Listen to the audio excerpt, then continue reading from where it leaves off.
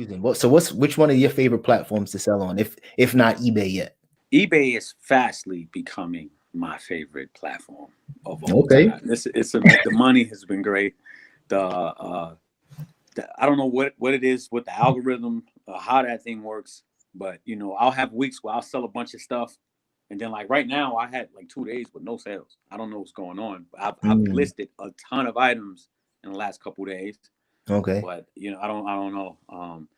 But before I started on eBay, it was a bit of both. It was StockX and Goat that I was using.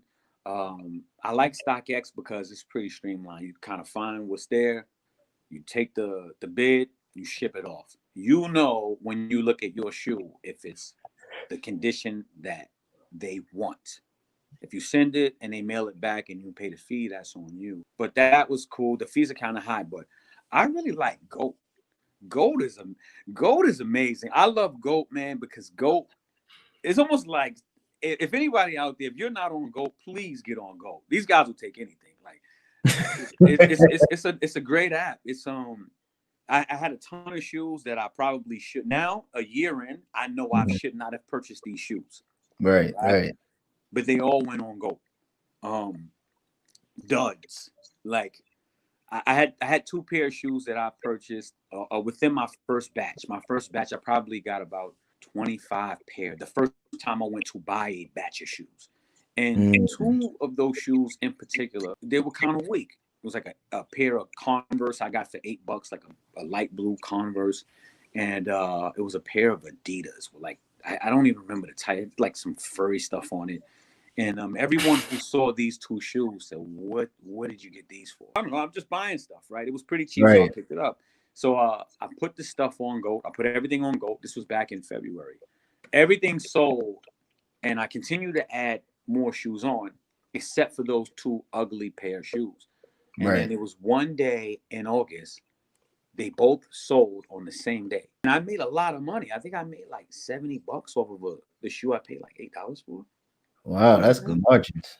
Yeah, I couldn't believe it, But they take anything. Like, I've sent shoes in to Goat that were kind of questionable. One of the stitches might be off here. The box is kind of ugly, but let's just see what happens. Right. They take it every time. Because you got me on the go. Like, I just downloaded the app. I got approved to sell like 5 minutes later. It's not like a big process that they put you through, but you gotta have to apply to sell on there. And you was hyping me up, so I'm like, let me get the app. Let me get on there. Stop playing. But what are some of the things? Because I know StockX, it's like if it even has like a small little red dot or a small little piece of dust, they'll send it back to you, or they might send it back for no reason and just say sorry. Like, what is it with Goat? That are they just less strenuous or less strict with stuff? I mean, they have to be. As fast as they let you in, I think they check the sneakers just as fast. Okay. I think they might just pick the. Okay, good. I don't know how it happens, but one thing about Goat is the difference between StockX and Goat is that StockX only takes one type of shoe. Dead stock, mint condition, beautiful box, everything perfect. Right. Goat, they have options. You can put used shoes, you can put B grades, you can put new stuff without box, box without top. You can even mark the defects on the shoe and take photos of it, price it based on that, and then people can come on. They can, if it's a shoe that you're looking for, you get to say, you know what? Instead of paying $500 for this Jordan, maybe I'll see what the B grades look like and pay $300. Or I'll take one with a defect because I'm not going to do nothing but play basketball. I'll take one with a defect on it so I can look good. Right. And I'll just buy it for $150. I'm gonna beat the shoes up anyway, so I'll buy it like that. So the options are much wider on Goat. You could spend all day listing things. You could list everything you own on Goat. StockX, the chances are slim. And then you have to take if you want to sell right away, you have to take the bids that people put forth, which most of the time, if you take a bid on StockX, it's for a lot less than what the actual value of the shoe is, because people Oh, are on there trying to get a deal. yeah. But it's, they're both good for what, whatever you choose to use. I know I pay attention to like the business side of some of these platforms, right? So StockX valuation is like a billion. And then GOAT's valuation is like 500 million. But the fact that GOAT accepts so much more stuff as opposed to StockX is crazy. You would think GOAT would have a larger base because they're taking just about any and everything. Meanwhile, StockX is a lot more, strict with their stuff. So I mean, I don't know. I'm one of those people. I'm on GOAT now, and I'm gonna take advantage of the fact that you can kind of list stuff without box and no box top. That's the type of stuff I find. I don't find perfect stuff all the time. You know what I mean? There's one thing I've learned over the year. They will, if you build it, they will come. Right, Period, right. So GOAT is probably was my favorite. And I think like now eBay is fastly becoming, my favorite platform. Somebody had asked earlier, what are the fees on GOAT? Like, what's the fees looking like? I think it might be 12% for a new applicant, and then after a certain amount of time, it goes down. I'm Okay. not exactly sure. I think mine may be at like 8.9% fee, something like that. Okay. So you're a little more seasoned on there. You getting the discount now. Yeah, but you don't have to do much. I think you have to get like over 150 points, and I'm not sure. I Okay. think it may be like 2 points per sale, something along those lines. Which platform do you think you make like has the better margins? Like, because I'll see an item on eBay and it might be listed on GOAT for a little more, and then sometimes on StockX it might be listed for way, way more. But then again, like you said, it's all about the bids. People can price it for whatever they want, but it's really about the bids.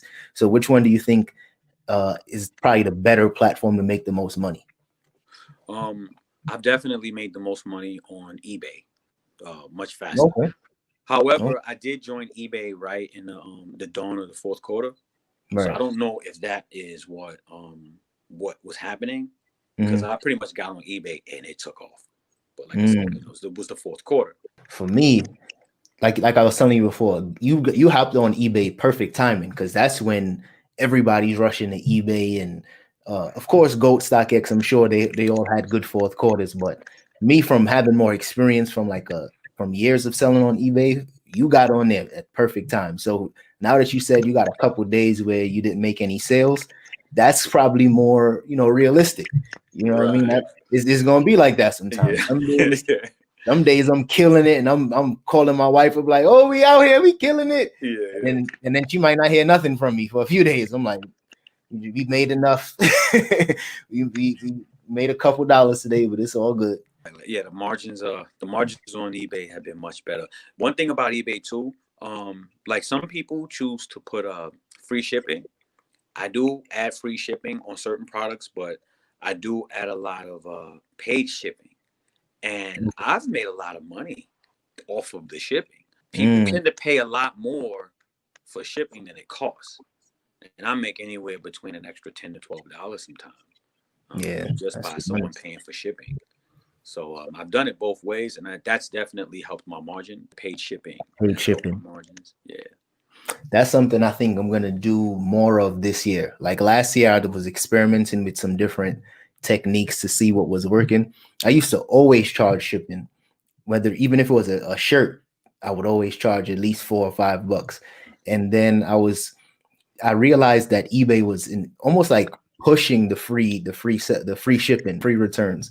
So I was like, I'm not going to do both, but free shipping could be something I could probably, incorporate. And even though it says free shipping, I'm still charging them for shipping, but the buyer sees free shipping and like, okay, this is a deal. I think I'm gonna do what you do. I'm gonna just start incorporating certain items, charging, say, $12.99, even though it might cost me $8 to ship it. I'm gonna, start charging for shipping because that's money on the table. Yeah. A lot of times I just put flat rate box. Right. Rate box. Yeah, I don't actually use a flat rate box, but I'll just put, medium flat rate box or large flat rate box based on whatever item it is that I'm selling, and then I will put it in a flat rate box but then I'll put it inside of a poly bag, a poly mailer, Mm-hmm. and then I'll go through pirate shipping, which I got from you. Yeah, Save a that's few bucks there, yeah. and it's been working, man. It's been working. You know, my process is, you know, since I'm new, my process has been constantly changing. I went from mailing my items a certain way in 1 week to completely changing it the following week to Right. completely changing it again the following week, you know, and this was in November, you know, because I'm Mhm. constantly learning. I'm trying to find my way, Right. I'm trying to build my method, you know, I'm trying to, you know, what works for me, you know. Right now Right. it's kind of like I threw everything in the air and it's landing all over the place.